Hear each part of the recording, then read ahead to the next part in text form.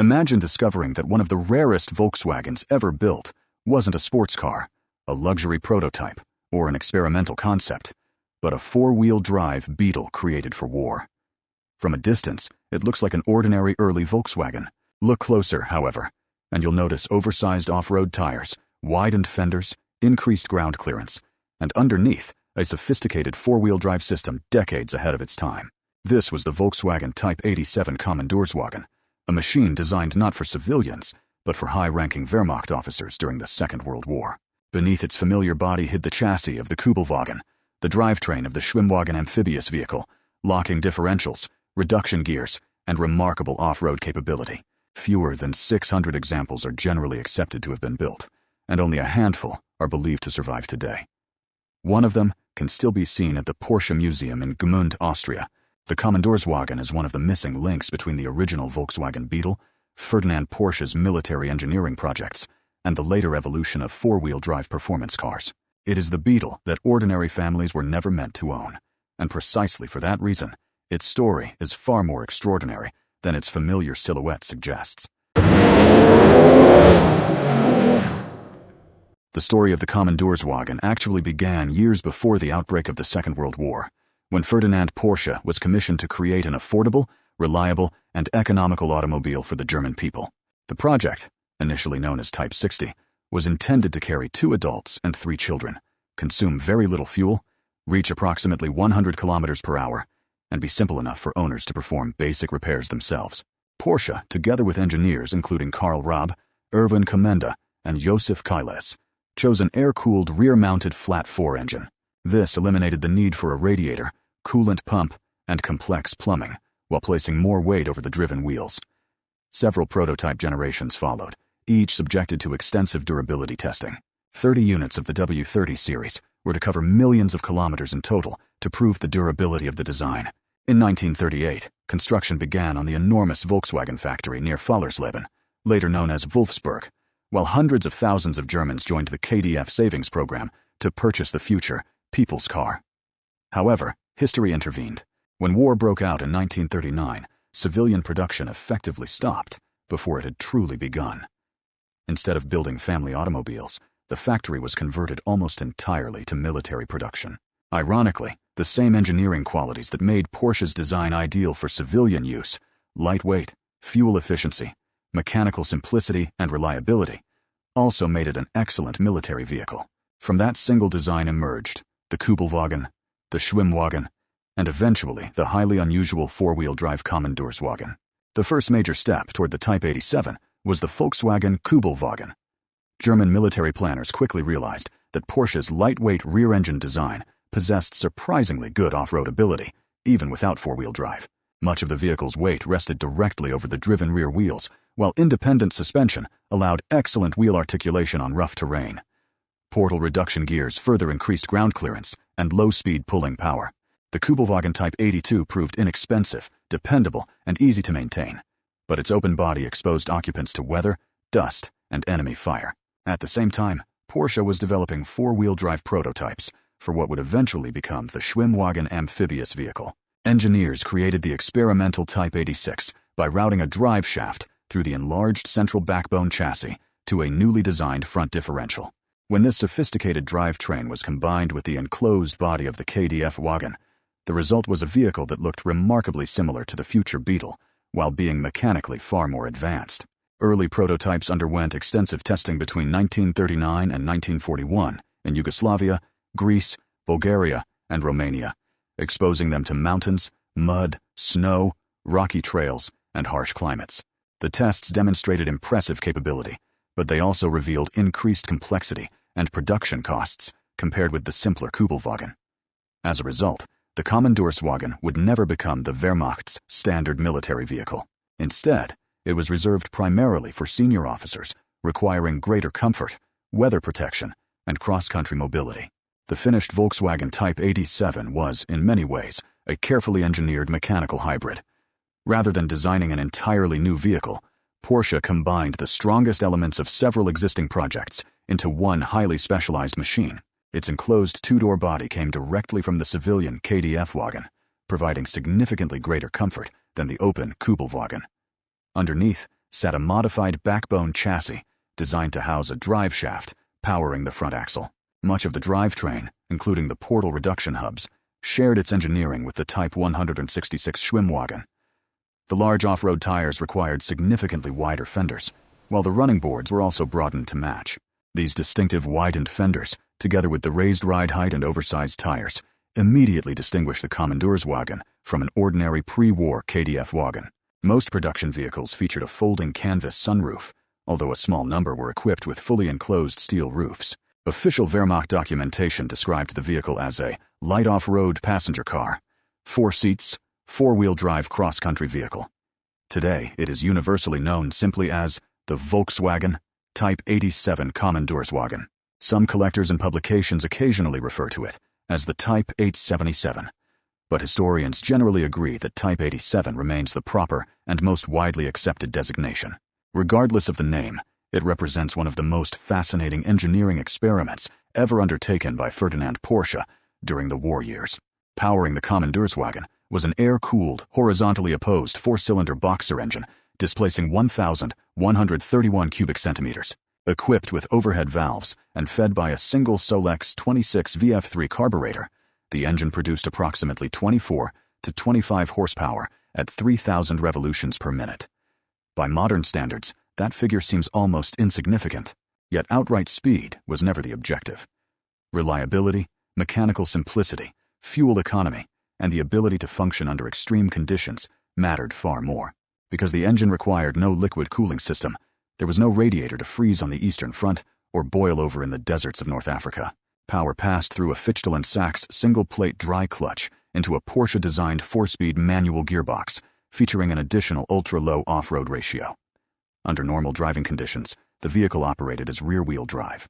A second lever engaged both the front axle and the special low-range gear whenever extra traction became necessary. In this configuration, top speed dropped to roughly 10 kilometers per hour, but the vehicle could climb gradients approaching 34 degrees and negotiate terrain impossible for conventional passenger cars. The drivetrain was therefore designed not for high-speed travel, but for extracting the vehicle from deep mud, sand, snow, and rocky slopes. Even with only 25 horsepower, the combination of low weight, intelligent weight distribution, reduction gearing, and 4-wheel drive produced surprisingly capable off-road performance that would later influence many Porsche engineering concepts. Although the Kommandeurswagen was developed during the early 1940s, many of its engineering solutions would not become common in passenger cars for decades. The vehicle featured independent suspension on all 4 wheels using torsion bars, a design that provided excellent wheel articulation and ride quality over rough terrain. Its enlarged central backbone tube housed the front driveshaft, allowing Porsche engineers to create a compact 4-wheel drive system without significantly increasing the vehicle's size. Both the front and rear axles were equipped with locking differentials, dramatically improving traction on loose surfaces. Portal reduction gears at the rear wheels increased ground clearance to approximately 255 millimeters, far higher than that of the civilian Beetle, allowing the Kommandeurswagen to cross rocks, deep ruts, and uneven terrain with ease. Measuring just over 3.8 meters in length and weighing around 1,240 kilograms fully loaded, it remained surprisingly compact. Its 40-liter fuel tank, supplemented by an additional 20-liter jerry can stored beneath the front hood, provided an operational range approaching 600 kilometers under favorable conditions. Despite its modest top speed of roughly 80 kilometers per hour, the Kommandeurswagen excelled where speed mattered least. It was designed to keep moving when ordinary vehicles became stuck. Looking at its specifications today, it is remarkable how many concepts — independent suspension, lightweight construction, intelligent packaging, selectable 4-wheel drive, and locking differentials — would later become hallmarks of modern off-road vehicles and even high-performance sports cars. The Kommandeurswagen was never intended to become a mass-produced frontline vehicle like the Kübelwagen. Instead, it served primarily as a staff car for senior officers operating behind the front lines. Its enclosed body offered greater comfort during long journeys, while also providing better protection from rain, dust, and cold weather than the open Kübelwagen. The vehicle appeared in many theaters of war, including the Balkans, Italy, Eastern Europe, and North Africa. In the harsh deserts of Libya and Egypt, specially prepared Africa Corps versions received tropical equipment designed to protect the air filter, carburetor, and electrical system from fine desert dust. Many were also fitted with distinctive Kronprinz sand tires, which dramatically improved flotation over soft dunes. The rear-mounted air-cooled engine proved particularly valuable in these extreme climates because it eliminated the overheating problems that often affected water-cooled engines. Fuel shortages later in the war even led to experimental Holtzbrenner versions equipped with wood gas generators, allowing the vehicles to operate using timber or charcoal instead of increasingly scarce gasoline. Despite these adaptations, relatively few Kommandeurswagens ever reached combat units. Their mechanical complexity, higher production costs, and greater demand for specialized components made them too expensive for widespread deployment. Instead, they became rare and highly prized command vehicles, carrying generals and senior officers rather than ordinary soldiers. One of the most debated aspects of the Kommandeurswagen concerns its production numbers. Different historical sources provide slightly different figures, largely because wartime records were incomplete, and many prototype, conversion, and post-war vehicles are counted differently. The most widely accepted Volkswagen documentation states that 564 Type 87 Kommandeurswagens were produced between 1941 and 1944. Other respected historians estimate approximately 667 wartime vehicles, while some sources include 2 additional four-wheel drive prototypes assembled under British supervision in 1946 using leftover wartime components, bringing the theoretical total to 669. Regardless of which figure proves most accurate, all historians agree on one fact: production was extremely limited. For comparison, more than 52,000 Kübelwagens and over 14,000 Schwimmwagens were built during the war. The Kommandeurswagen represented only a tiny fraction of Volkswagen's military output. Allied bombing raids on the Volkswagen factory in 1944 further reduced production, destroying much of the facility and eventually bringing assembly almost to a complete halt. After the war, British occupation authorities briefly considered restarting four-wheel drive production, but destroyed tooling and changing priorities prevented any meaningful continuation. As a result, the Kommandeurswagen disappeared almost as suddenly as it had appeared. Today, historians generally believe that only 5 or fewer original four-wheel drive examples survive worldwide, making it one of the rarest production Volkswagens ever created. Although the Kommandeurswagen carried Volkswagen badges, its story is inseparable from Porsche. Ferdinand Porsche personally supervised the development of the original KDF wagon, while his engineering team, including Erwin Kommende and Karl Rabe, continued refining four-wheel drive technology throughout the war. Many of the engineering lessons learned during the development of the Type 87 later influenced post-war Porsche projects. The sophisticated drivetrain, lightweight construction, torsion bar suspension, and intelligent weight distribution demonstrated how capable a compact rear-engine vehicle could become when properly engineered.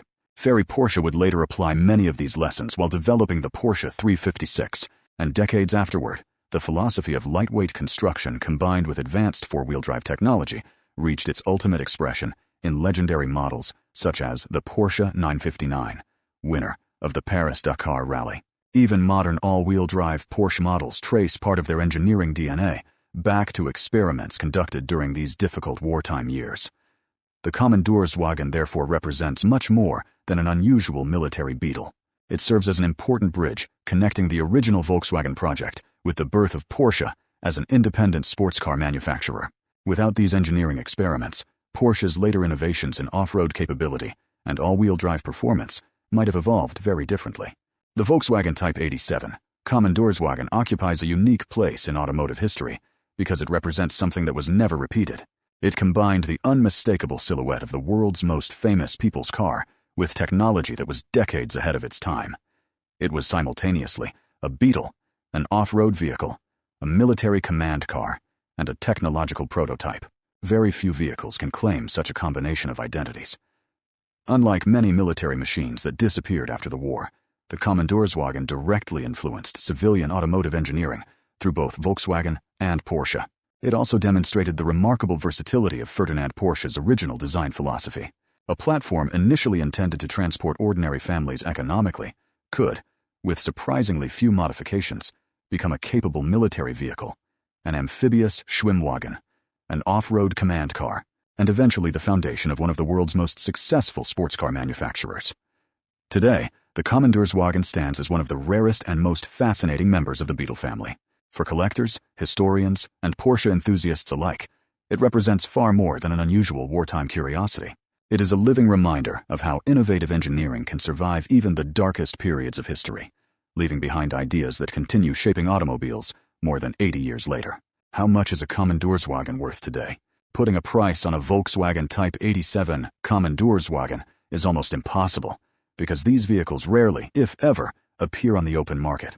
Their rarity places them in the same category as the earliest Porsche prototypes or the first-generation Gmund-built Porsche 356 machines whose historical importance outweighs any conventional market valuation. Experts generally agree that a fully documented, original Type 87 would almost certainly sell for several million euros if offered at auction today. Some historians even believe that an exceptionally original example with complete wartime provenance could exceed that estimate significantly, simply because so few authentic survivors remain. What makes these vehicles especially valuable is not their performance, but their authenticity. Original chassis, matching drivetrains, wartime body panels, and factory documentation dramatically increase their value, while restored examples, incorporating reproduction parts, command considerably lower prices. Museums therefore compete just as actively as private collectors whenever one becomes available. Today, confirmed original Kommandeurswagens can be found in only a handful of locations, including the Volkswagen Museum in Wolfsburg, the Porsche Museum in Gmund, and a few carefully guarded private collections around the world. Because almost none have changed hands publicly in recent years, their true market value remains largely theoretical. Like the earliest Porsche 356, they have become priceless historical artifacts rather than ordinary collector cars. One of the greatest surprises awaiting visitors to the Porsche Museum in Gmund is the presence of an original Volkswagen Type 87 Kommandeurswagen. At first glance, its appearance seems almost out of place among legendary Porsche racing cars and rare sports models. Yet its inclusion perfectly reflects Ferdinand Porsche's engineering journey. Standing beside the Kommandeurswagen, visitors can clearly see how closely the wartime Volkswagen projects were connected to the birth of Porsche itself. The vehicle displayed in Gmund is one of the extremely small number of surviving originals and provides a unique opportunity to examine details that photographs rarely capture. The widened fenders, portal reduction hubs, enlarged ride height, military equipment, and distinctive proportions created by the oversized off-road tires.